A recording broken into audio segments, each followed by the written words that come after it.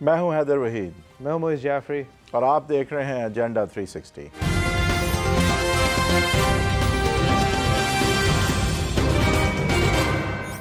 Welcome to agenda 360। इस show की शुरुआत के अंदर हम जो आज की ताज़ा खबर है उस हवाले से बात करेंगे।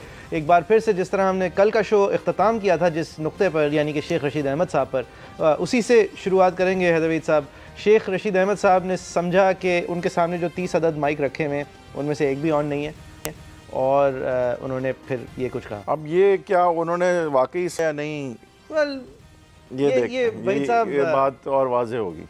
पता लगा तो फिर पता चला से कि शायद कल मेरी 4 मीटिंग हुई हैं जी प्राइम मिनिस्टर साहब ने। कोई इंसाफ है यार, मैंने मरवान हुए लोगों को कल उन्होंने मैंने कहा जी तू इन्फॉर्मेशन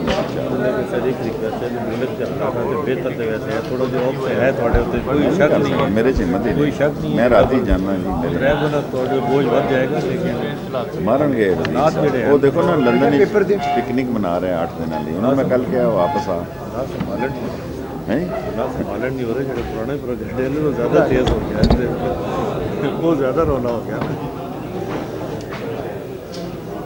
मंजूर मैंने कह रहे स्किन साफ हो रही है, मैंने नज़र लाई है 103 का बुखार आना, अल्लाह करे हो जाए तेरे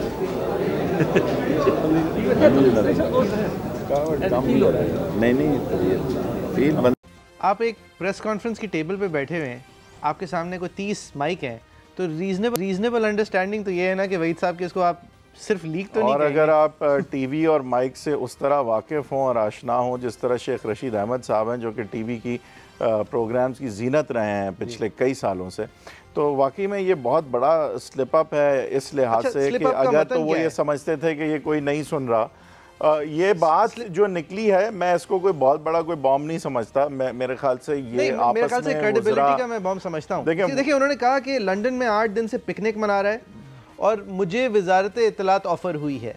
शेख साहब ने ये 2 बातें की, एक तो उनकी राय है फवाद चौधरी साहब के हवाले से जो वो ऑन द रिकॉर्ड कभी नहीं देते, लेकिन दूसरी बात एक खबर है, एक फैक्ट है। वो कह रहे हैं मुझे वजारत इत्तलात ऑफर। साहब, ज़िंदगी में जो डिफरेंट चीज़ों से इंसान गुजरता है, ऑर्गेनाइजेशन से गुजरता है, लोगों ग्रुप्स ऑफ पीपल से गुजरता है, दोस्त यारों से गुजरता है, तो ये जो बातें होती हैं ना, आपसी जो राइवलरीज हो जाती हैं बुज़रा में इन दिस केस, और फिर ऐसी बात अगर कह भी दी जाती है ना कि मुझे ऑफ़र हुई है, वो हो सकता है कि कोई ऐसा कमेंट हो जिसको उठा के ये मायने, मुझे ऑब्वियसली फैक्ट्स का नहीं पता, बट मैं कह रहा हूँ कि ये वो बातें हैं जो राइवलरीज में होती हैं।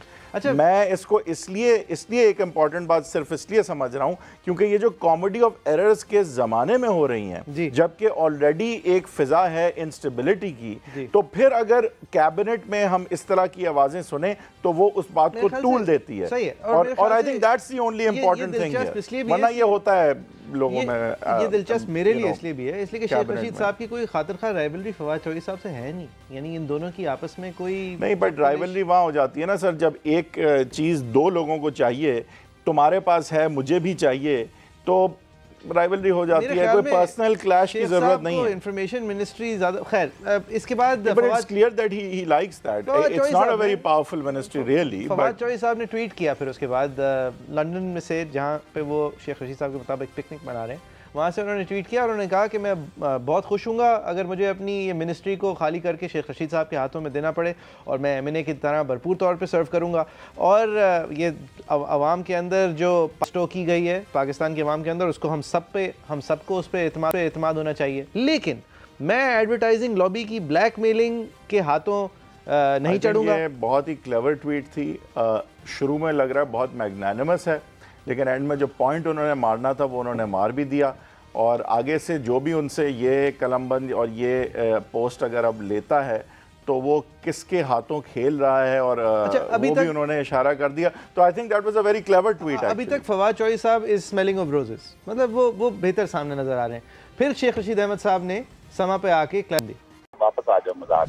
इसको भी अगर नेशनल खबर बनाना है फिर अल्लाह ताला हमारे हाल पे रहम करे। सवाल ही पैदा नहीं होता मेरा वज़ारत इत्तलात में जाने, कोई ऐसी बात अच्छे नहीं। मैं तरदीद कर रहा हूँ बात आपको, जब मैंने बयान दे दिया कि दुनिया इधर की उधर हो, मेरा जाने का सवाल ही पैदा नहीं होता वज़ारत। देखिए मेरी मीटिंग्स में मुख्तलिफ मीटिंग में वो बुलाते हैं, मैं आपको अपना स्थान दे रहा हूँ यार, आप बात को और देखें ना, मीडिया वाली बात आप कर रहे हैं। आगे ही मीडिया से हमें तावन की जरूरत है, आप हमें तनकीद की नजर बना रहे हैं, मुझ पर मेहरबानी करो, मेरा ये बयान काफी है।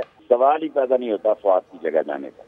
मेरा ये ख्याल है भाई साहब कि शेख रशीद अहमद साहब एक लेस देन एक्यूरेट चीज़ एक आदमी को सुना रहे थे अपने आप को बड़ा दिखाने के लिए, वो पकड़े गए और अब वो इससे ज़्यादा अपनी एक बात से मुखरना जो है वो मेरे ख्याल से ज़्यादा स्टार्ट नहीं रहे। वो मुझे थोड़े से खौफज़दा मैं नहीं कहूँगा, बहुत एम्बैरेस्ड इस हद तक नजर आए, एज एफ के he is been pulled up, ASF के किसी ने उनसे ये कहा है कि शेख साहब ये आपने क्या किया, जब हम वैसे ही इस तरह की चीज़ों से सफ़र कर रहे हैं कि असद उमर भी जा रहा है, नहीं जा रहा, हुकूमत चल रही है, नहीं चल रही। ये असद उमर वाली स्टोरी के अंदर you didn't need this. Asad Umar वाली स्टोरी क्या है कि जहांगीर तरीन साहब, वो नाअहल जहांगीर तरीन साहब जिनके हवाले से वादा किया था खान साहब ने कि अगर कोई भी चोर हो तो मैं जाहिर है उसके साथ काम नहीं करूंगा, जहांगीर तरीन साहब आज भी इतने असर वसूक रखते हैं कि वो खान साहब को जाके असद उमर साहब के बारे में कंप्लेंट करते हैं और कहते हैं he must go. Asad Umar साहब इस्तीफा दे देते हैं अकॉर्डिंग टू ज़राए, और फिर वो इस्तीफा जो है कबूल नहीं होता। एंड देन देखिए, इसमें कोई दो राय नहीं हो सकती कि हमारे मुल्क में चाहे वो कंपनी हो, चाहे वो आपका सोशल सर्कल हो, चाहे वो हुकूमत हो, इसी तरह मामलात चलते हैं। डिफैक्टो पावर, ये एक सबक हमें सिखाया गया है कि असल पावर ही डिफैक्टो होती है, डिजोरे नहीं होती। अगर जहांगीर तरीन साहब आज जो है किसी मनसब पे नहीं है तो लाजमी नहीं है कि उनकी पावर नहीं होगी या इन्फ्लुएंस नहीं होगी। देखिए, आप रूल ऑफ लॉ की साफ चली शफाफ चली के वादे नहीं करते। अगर आप एक वादा सामने रख रहे हैं जो आप कह रहे हैं कि जाहिर है यू टर्न, ये कोई कुरान हदीस नहीं है और ये इस पे यू टर्न जो है ना वो बनता है।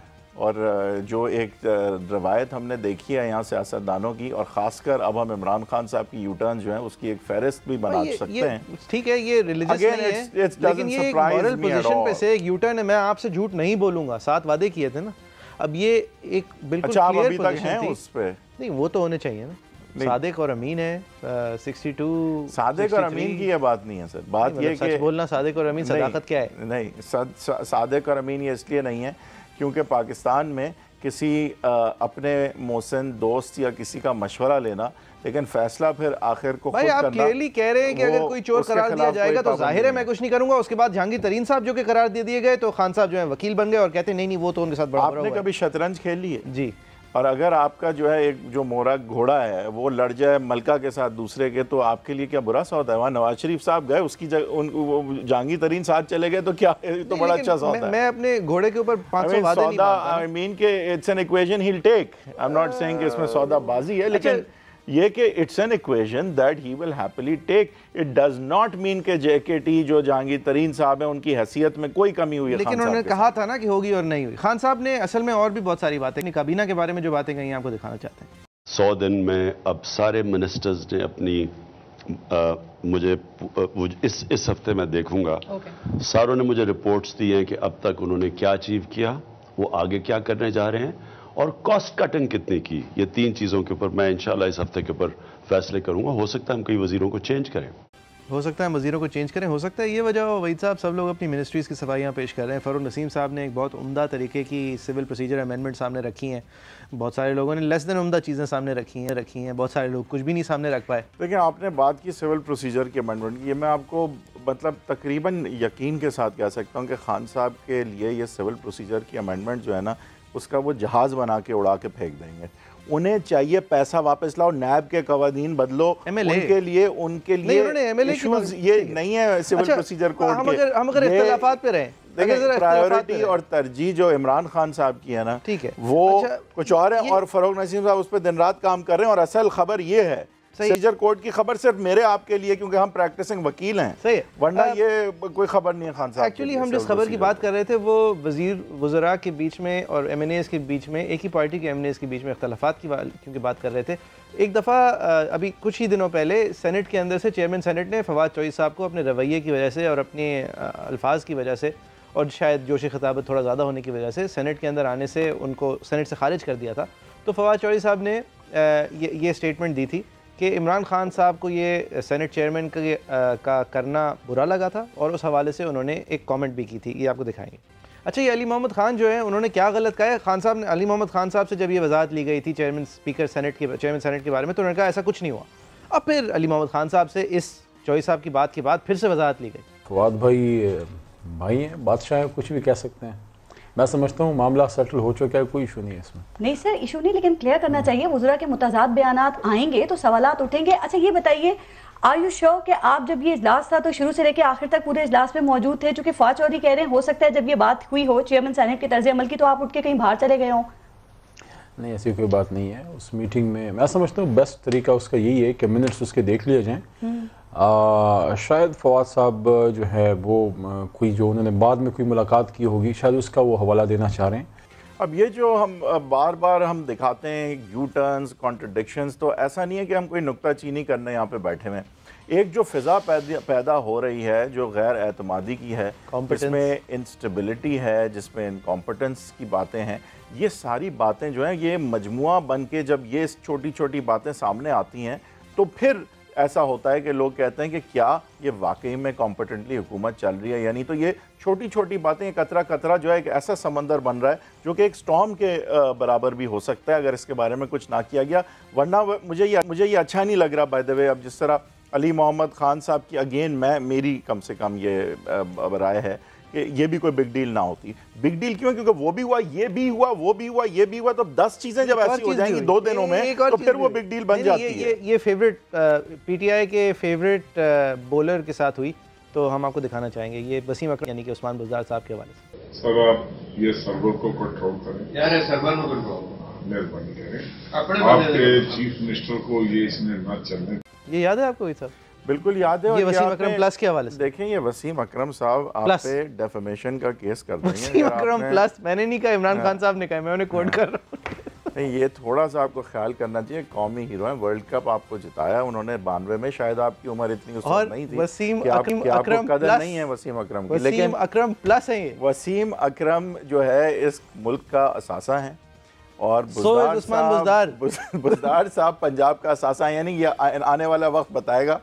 अगर तो वो वसीम अकरम बन गए ना तो मैं इमरान खान को मतलब एक बहुत बड़ा क्रिकेटर तो मानता था, एक बहुत बड़ा वज़ीर आज़म भी मानूंगा। अगर ये वसीम अकरम बुज़दार साहब को वसीम अकरम जो बना सकता है ना कैप्टन उनको। इमरान खान साहब के लिए वसीम अकरम और उस्मान बुज़दार के बीच में क्या फ़र्क है? वसीम अकरम के घर पे लाइट आती है वरना कोई फ़र्क नहीं है। ये कौन सी लाइट है? नहीं, क्योंकि वसीम अकरम के घर पे बिजली आती है और उस्मान बुज़दार साहब इसलिए वसीम अकरम प्लस हैं, इसलिए उनके घर पे बिजली नहीं है। वो बहुत सादे हैं, वो डिलीवर करेंगे। देखें, मैं कोशिश कर रहा हूँ क्योंकि देखें टेलीविज़न पे आपको ज़िम्मेदारी का एहसास होना चाहिए कि जो अल्फाज आप का इंतखाब करें। तो मैं इसको वेल लेफ्ट करूँगा क्योंकि बुज़दार साहब के बारे में हम जो है वो ज़रा ज़्यादा कह जाते हैं।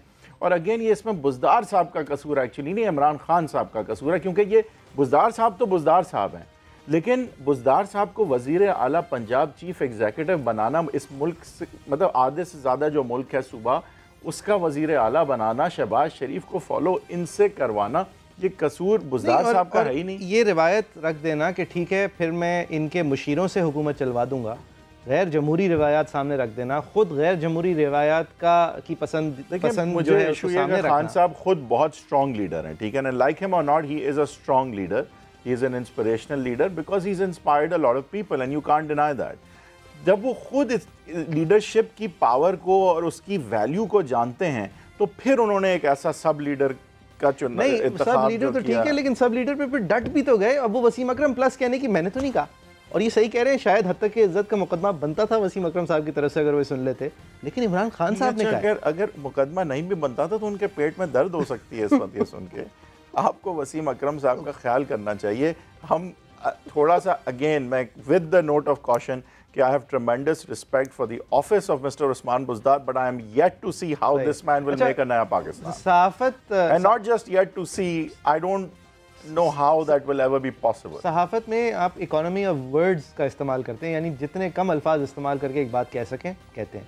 इसी तरह सियासत में आप इकोनॉमी ऑफ द को इस्तेमाल करते हैं कि जितना कम सच बोलना पड़े आप बोलते हैं, लेकिन ये कहीं नहीं होता कि ये मैंने कहा था जी, ये उन्होंने कहा था नहीं, मुझे मिनिस्ट्री ऑफर हुई है हाँ, मुझे मिनिस्ट्री ऑफर हुई है नहीं। ये इकोनॉमी ऑफ ट्रूथ नहीं होती, ये झूठ होता है।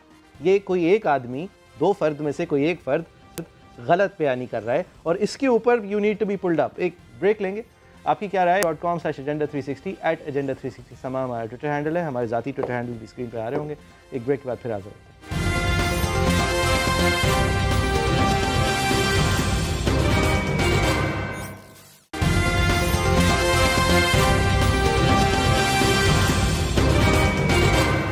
Welcome back. साबिक वज़ीर आज़म नवाज शरीफ साहब जो कि नैब के साथ जो अब दूसरा और तीसरे रेफरेंसेस का सिलसिला अख्ताम तक जाने का हुक्म आया है सुप्रीम कोर्ट से कि 24 दिसंबर तक इसका फ़ैसला आए। लिहाजा नवाज़ शरीफ साहब ने जो पोजीशंस ली हैं वहीद साहब नैब के हवाले से, तवातुर से जो उन्होंने पोजीशंस ली हैं, आज जो ले रहे हैं वो थोड़ी फ़र्क है। मेरे ख्याल से रंज की वजह से फ़र्क है, ना कि हक़ाइक़ पर फ़र्क है। लेकिन नवाज़ शरीफ साहब के साथ जब ये मामला शुरू हुआ था तो उनकी ये पोजीशन होती। मैं एक नज़रियाती आदमी हूँ। शायद आज से 20, 25, 30 साल पहले इतना नज़रियाती नहीं था, लेकिन नज़रियाती बन चुका हूँ। हालात और वक्त ने मुझे नज़रियाती बनाया है। ये 20-25 साल तो शायद चैरिटेबल हो रहे थे नवाज़ शरीफ साहब, 4-5 साल पहले तक भी नहीं थे, लेकिन फिर नवाज़ शरीफ साहब नज़रियाती हो गए और नैब के हवाले से ये बातें की। नैब का कानून एक काला कानून है, एक डिक्टेटर मुशर्रफ का बनाया हुआ कानून है, और ये सिर्फ और सिर्फ सियासतदानों को सजा देने के लिए बनाया था। ख़ास तौर पे मुझे सन 2000 में जब मैं जेल में था अटक में, ये मुझे मेरे ख़िलाफ़ इंतकामी कार्रवाई के लिए बनाया गया था नैब का कानून। और मैंने ये कहा है कि इसको तो इंशाल्लाह हम नैब के कानून को अल्लाह चाहेगा तो ख़त्म करेंगे, मगर अभी मुझ पे केस चल रहा है, मैं इसको ख़त्म करने के हक़ में नहीं हूँ।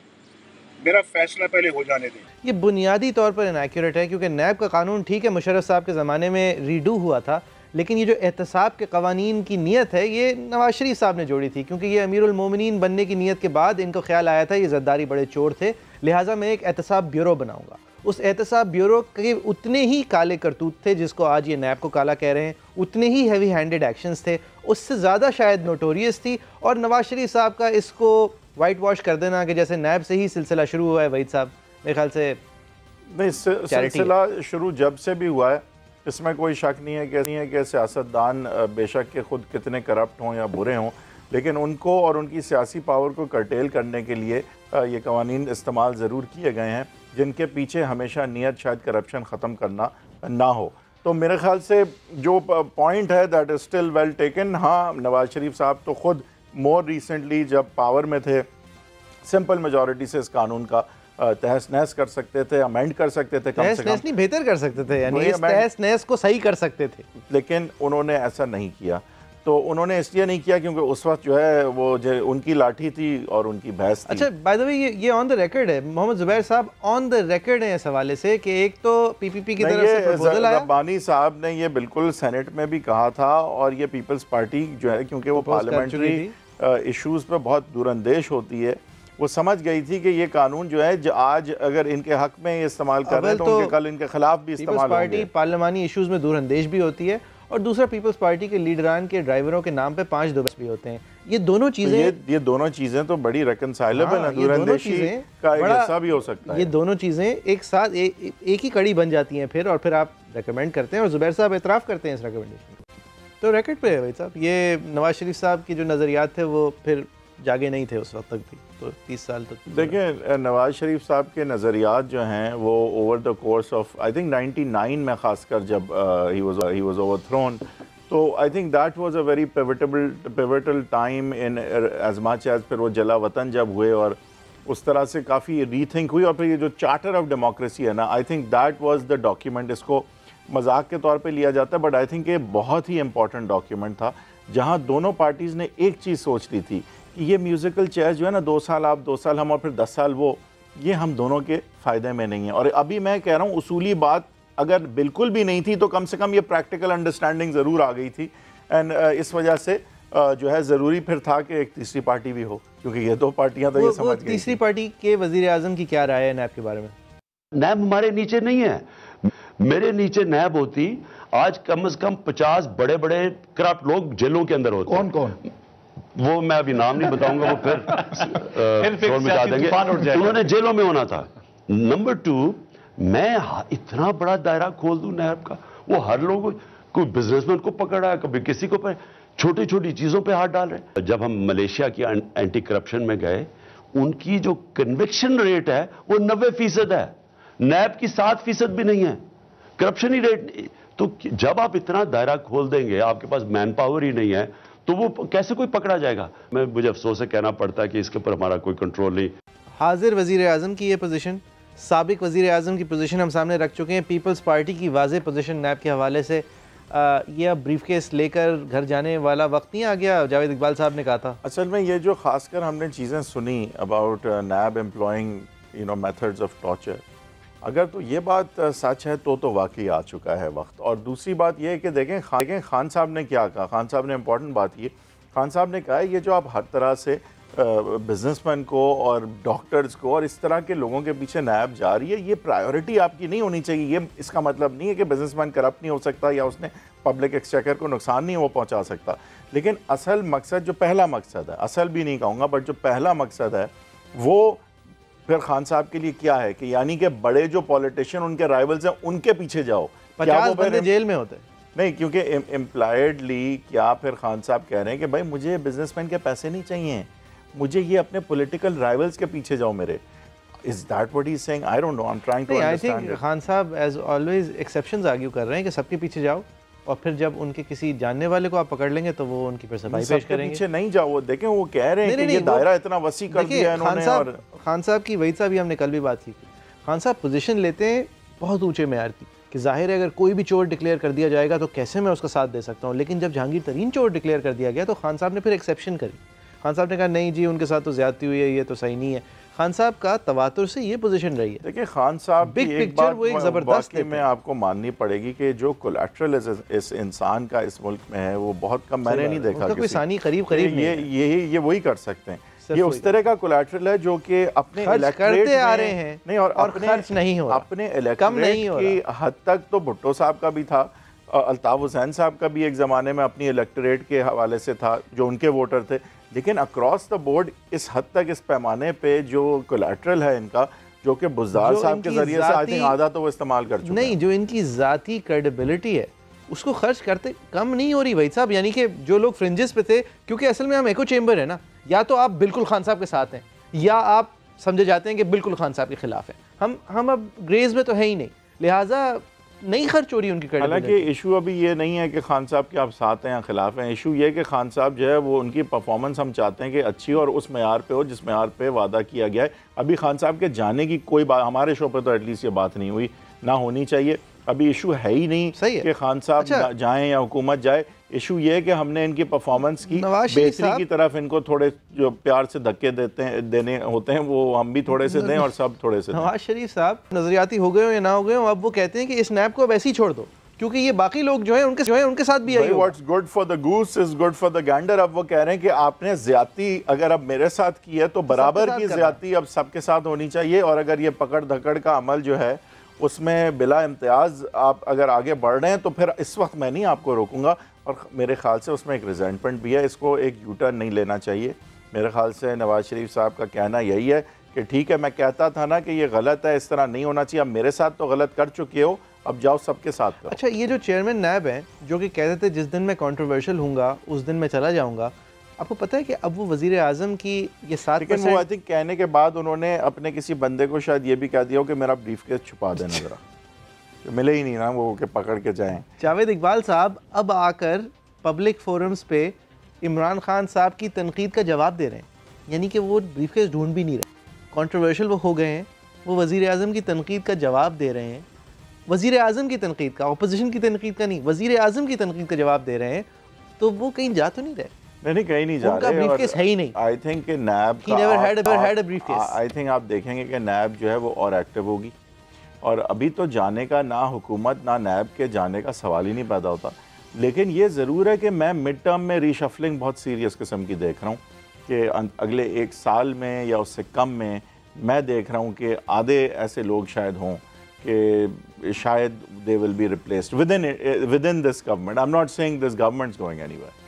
तो या तो ये होगा और या फिर कुछ स्टेबिलिटी आनी होगी, क्योंकि इस तरह से एक और साल नहीं चल सकता। रिप्लेस हो सकते हैं, रिप्लेस नहीं हो सकते, इसके बारे में हम अगली सेगमेंट में बात करते हैं। एक लेंगे ब्रेक के बाद फिर आते हैं।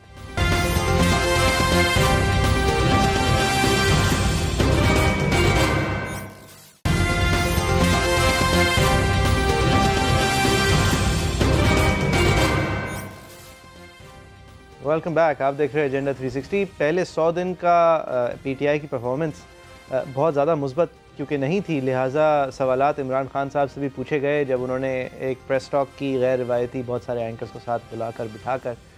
तो खान साहब की मिड टर्म्स के हवाले से ये राय थी। अगर आप साउथ पंजाब को अलग सूबा बनाते हैं तो जो सेंट्रल पंजाब है, सेंट्रल पंजाब में आपकी हुकूमत खत्म हो जाएगी, क्योंकि यहाँ तो आपकी मेजॉरिटी नहीं है। नहीं, वो देखे ना, वो तो जब तक फेज आएगा, अगर इलेक्शन आ जाएगा वो जब तक फेज नहीं हो सकता है पहले इलेक्शन हो जाए। अच्छा, इलेक्शन, ये क्या खबर आपने छोड़ दी? आपको पता है एक कैप्टन अपनी स्ट्रैटेजी हर वक्त बदल सकता है। हाँ, यू टर्न ले सकता है, हर वक्त बदल सकता है, क्योंकि उसके मकसद पे ये बात सही है। अच्छा, इसके बाद ऑब्वियसली अब खान साहब ने एक बात कर दी इस तरह की कि ये हो सकते हैं, तो फिर शेख साहब ने क्लैरिफिकेशन दी। अगर इलेक्शन जल्दी हो जाए तो वो क़यामत नहीं आ जाती। हर एक कैंडिडेट एक इलेक्शन लड़ने के बाद अगले की तैयारी करता है। अगर 5 के बाद 3 साल में ही हो जाए, 5 की बजाय, या 4 साल में हो जाए, तो कोई क़यामत नहीं आ जाएगी। अवाम बेहतर परफॉर्मेंस पे देखेंगे कि चोरों और डाकुओं ने क्या किया है। ये थे information minister in waiting Sheikh Rashid Ahmed साहब। और अब जो असली इंफॉर्मेशन मिनिस्टर हैं उन्होंने दिखाया कि वो अपने वज़ीर आज़म साहब की बात को कितना वजन देते हैं। फवाद चौधरी साहब, मिड टर्म इलेक्शन का बताएं, टंग थी या क्या था? नहीं, वो तो सवाल था ना। जाहिर है इलेक्शन का क्या इम्कान है, कोई इम्कान नहीं है इलेक्शन का।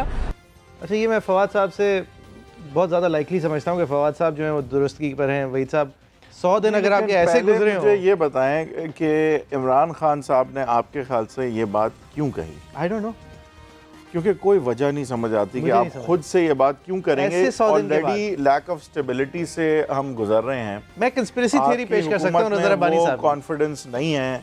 100 दिन में आपने कुछ नहीं किया है, कमिटीज अभी तक पार्लियामान में बनी नहीं है, आप ऑपोजिशन को अभी तक चोर डाकू कह रहे हैं, काम आपने कख नहीं किया है, एक एक्ट पास नहीं हुआ है फाइनेंस एक्ट के अलावा। आपकी पब्लिक अकाउंट्स कमेटी के सरबराह जो है जेल में है, बाकी कमिटीज एहतजाजन बनी नहीं है।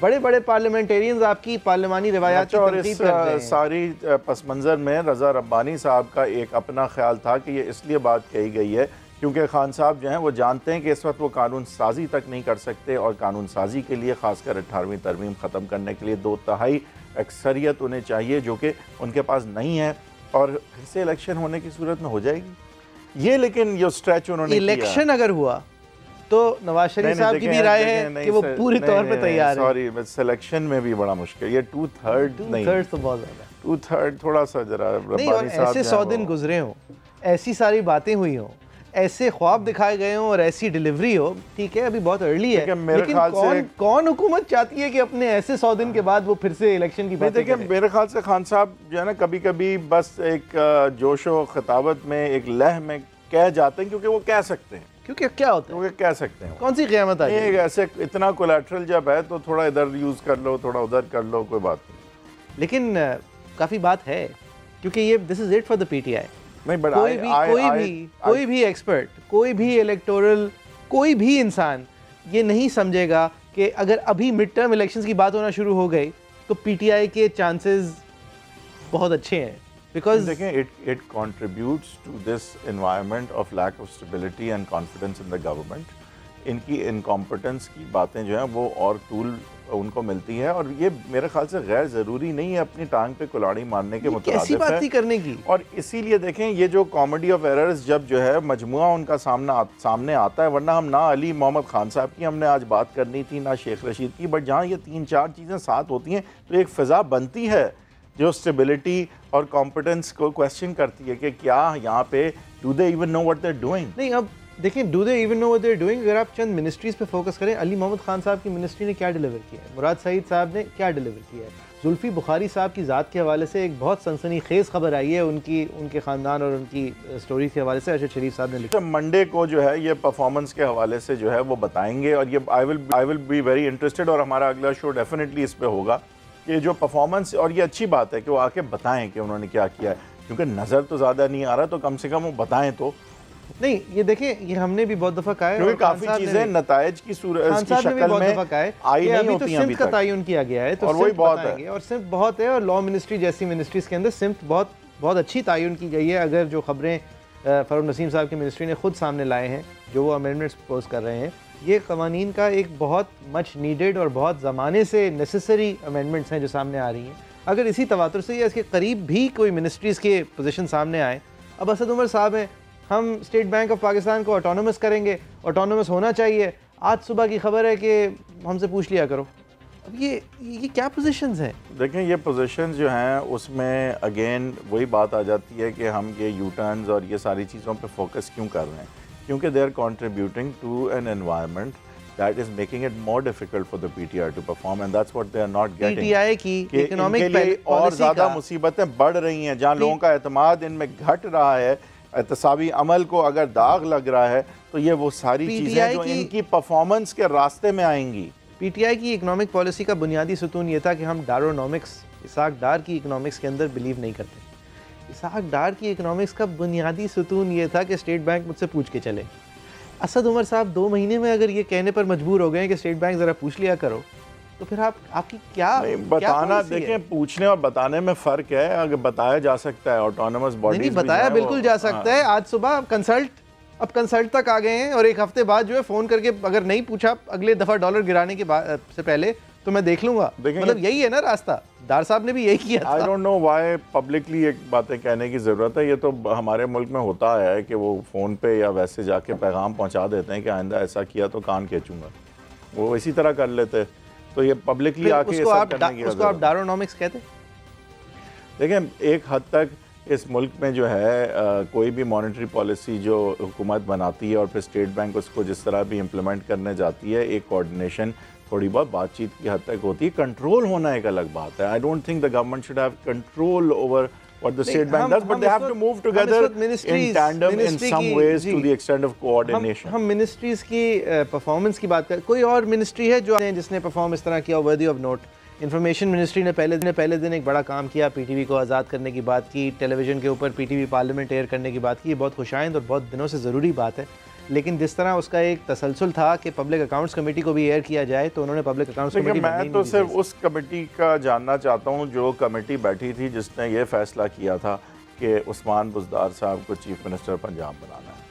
तो क्योंकि वो सिमत जो है ना वो काफ़ी तय हो गई थी उस दिन मेरे लिए कि नया पाकिस्तान इतने पुराने लोग कैसे बनाएंगे। आप उनको पूरे नाम से उनको प्लीज़ मुखातब करें। सरदार उस्मान बुज़दार वज़ीर आला पंजाब। नहीं, सरदार उस्मान बुज़दार वसीम अकरम प्लस। वसीम अकरम अच्छे भले बॉलर थे। अब मतलब I think finest left armer ever to grace cricket. ये इमरान खान साहब काफ़ी दफ़ा एक दफ़ा नहीं कहा, chief minister of Punjab Imran Khan साहब ने एक दफ़ा नहीं कहा, काफ़ी दफ़ा कहा है। और खान साहब की देखें ये जिद बन गई है अब मेरे ख्याल से कि अब मैंने परफॉर्मेंस इसी से करवानी है। मैं इतना बड़ा कप्तान हूँ कि इससे भी 4 विकेटें निकलवाऊंगा। अब ये खान साहब को चाहिए, बहुत बड़े लीडर हैं खान साहब। इतनी कोलैटरल आई थिंक किसी की नहीं है इस मुल्क में जितनी इनकी है। इनको इस पे एक्सपेंड नहीं करना चाहिए कोलैटरल, क्योंकि बहुत सारे और आजमाइश जो हैं वो अभी सामने खड़ी हैं और उस पर ज़रूरत है कोलैटरल एक्सपेंड करने की, लोगों का एतमाद गेन करने की कि मैं हूँ ना, फ़िक्र नहीं करो। अच्छा, खान साहब की सबसे बड़ी बात है, लोगों को इतना एतमाद है इस शख्स में कि जब जहाँ पे माशी बहरान की भी बात है ना, ये ऐसे फिक्र नहीं करें कि ये आके अगर एतमाद दिखाते हैं ना कि भाई मैं समझता हूँ मेरे कंट्रोल में है चीज़, तो आप देखते हैं कि मुल्क एक अलग तरह। लेकिन खान साहब ये नहीं कर रहे। खान साहब इसका बिल्कुल उलट कर रहे हैं कि बुरा हाल है, पैसे हैं नहीं, हम बड़ा काम कर नहीं सकते, लिहाजा हम छोटे काम, लिहाजा मुर्गी और अंडे। खान साहब इस वक्त ये कर रहे हैं। देखिए मुर्गी और अंडे, एक सेकंड, अब ये इंपॉर्टेंट बात है, मुर्गी और अंडे छोटी बात नहीं है और हम बात कर चुके हैं, चलें डिटेल नहीं थी नहीं, बट एक और बात है, मुर्गी और अंडे का फॉलो अप कहाँ है? अगर वो वाकई इतनी पब्लिक इंटरेस्ट की बात थी और हमारी मईशत के लिए एक नया बाप रकम होने जा रहा था, मैं मान सकता हूँ होने जा रहा हूँ, मुझे नहीं पता, I am not an economic expert, but where is the follow up on this? Where is it? Moiz Jafri साहब, हम बात कर रहे थे इमरान खान साहब के कैबिनेट की, उनकी टीम की। आज एक हमारी कैबिनेट और हमारी टीम के बहुत आम मिनिस्टर हैं जिनका कि आज आखिरी दिन है हमारे साथ हमारे शो पे। उनका नाम मुस्तफ़ा है और Mustafa has been with us since we started the show almost 7.5 years। और बहुत आपकी इस मिसाल में इमरान खान कौन है? देखें, एक इमरान हो जाता है, खान हो जाता है, लेकिन मैं समझता हूँ कि हमें मुस्तफ़ा की सबसे पहले इसकी जो सलाहियत है उसको नोट भी करते हैं हम, और हम ये सबसे ज़्यादा नोट करते हैं कि ये कितना इम्प्रूव इसने किया, कितना सीखा। और यही देखें सबक है इमरान खान साहब की कैबिनेट के लिए भी। मुस्तफ़ा भी उतना ही तजर्बेकार था जितनी इनकी आधी कैबिनेट है शायद, लेकिन मुस्तफ़ा ने पहले 100 दिन में जो किया वो हमारे सामने है, और आगे अब 7.5 साल में जिस तरह वो सुरखरू हुआ है और जिस तरह से उसने इस शो पे भी काम किया है और अपनी स्किल सेट में इम्प्रूवमेंट लाया है। So I think Mustafa is a great example, not only for this government and the cabinet, but for any Pakistani, including ourselves. We wish him the best of luck. Moving on to Pastures New. आप लोगों की क्या राय है? Facebook.com/agenda360 @agenda360 समामा Twitter handle है, @heatherwee10 Haider साहब का Twitter handle है, @HAIDERWAHWED10 @Jafri मेरा ट्विटर हैंडल है। आप इंशाल्लाह अगले हफ्ते एक बार फिर 8:05 पे जुमे के रोज़ फिर हाजिर होंगे।